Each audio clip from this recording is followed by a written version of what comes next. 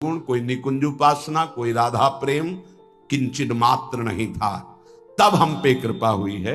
अब तो अपने चरण शरण में, अब तो अपने घर में, अब तो अपनी प्रेम पंक्ति में हमें बैठाल दिया गया है। अब हमें चिंता नहीं करनी, अब हमें चिंतन करना है। हमारे हृदय में यह विश्वास हो जाना चाहिए कि मुझ अनाधिकारी के किसी भी साधन को देखकर नहीं घसीटा गया है। अपनी कृपा से मुझे लाडली लाल ने घसीटा है, तो अब वो मुझे इस माया के प्रवाह में बहने नहीं देंगे।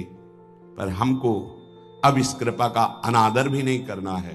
कृपा का अनादर है मनमानी आचरण करना, आज्ञा के अनुसार ना चल पाना।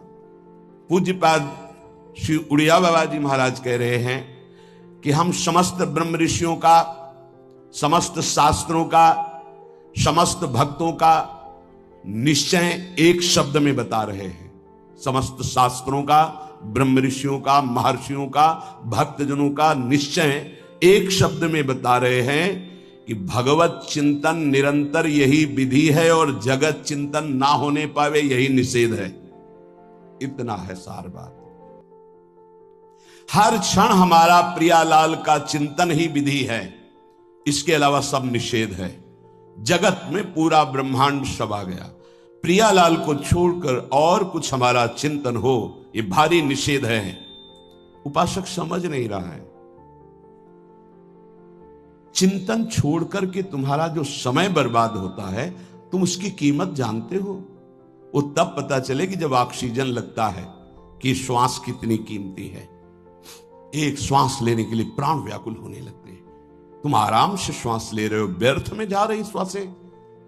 अरे भाई, अंतिम समय किस समय है हमें पता नहीं, और अगली योनि कौन मिलेगी ये भी पता नहीं। तो अब हमको अपने चिंतन को संभालना है।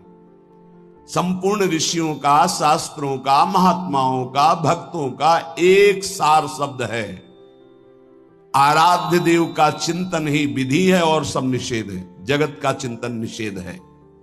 जब साधक उपासक जगत चिंतन का परिणाम, ये जो देह है, अशांति है, चिंता है, दुख है, जगत चिंतन का परिणाम ये देह है, बार बार बदलेगी अगर जगत चिंतन में रहोगे।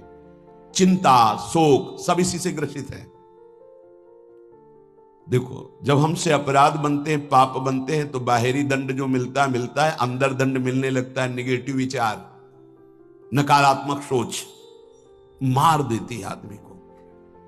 आप लोग समझिए, आपके पाप को कोई नहीं जानता है, तो ये मत समझो कि हम आगे बढ़ते चले जाएं पाप मार्ग में। नहीं, उसका दंड विधान जो बाहरी होगा वो तो होगा ही। शरीर ने पाप किया है तो दंड मिलेगा, पर मुखिया मन ने पेशकार बनकर बुद्धि से स्वीकृति करा ली तो दोनों को दंड मिलेगा, बुद्धि को भी और मन को भी। क्या दंड मिलेगा? वो पाप नकारात्मक सोच, नास्तिकता पैदा कर देगा, निगेटिव विचार पैदा कर देगा। मार दिया। अनंत जन्मों में हमको आज मनुष्य जन्म मिलकर के भगवत प्राप्ति का अवसर मिला था। नकारात्मक, नास्तिकता, ये दोनों बराबर उसको पीड़ा पहुंचाएंगी। हमारी कामना नहीं पूर्ण की तो हम भगवान को गालियां देने लगे, भगवान के विरुद्ध। ये क्या है? क्या है?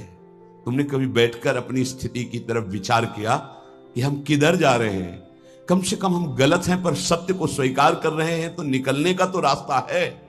आपने तो निकलने का ही रास्ता बंद कर दिया नास्तिकता ला करके।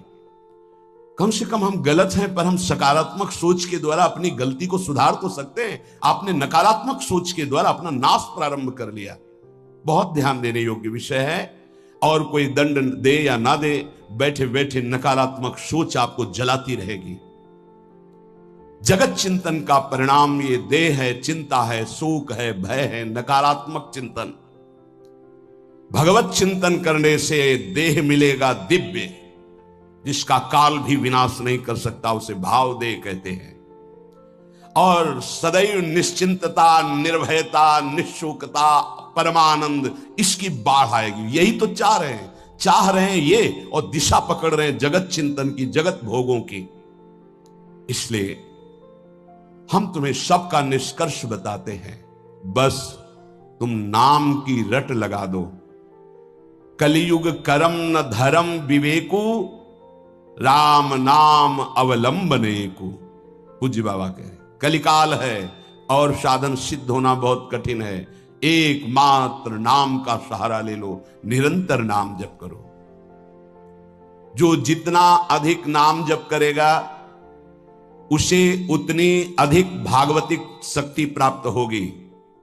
ध्यान दीजिए, जो जितना अधिक नाम जप करेगा उसे उतनी ही अधिक भागवतिक शक्ति प्राप्त होगी।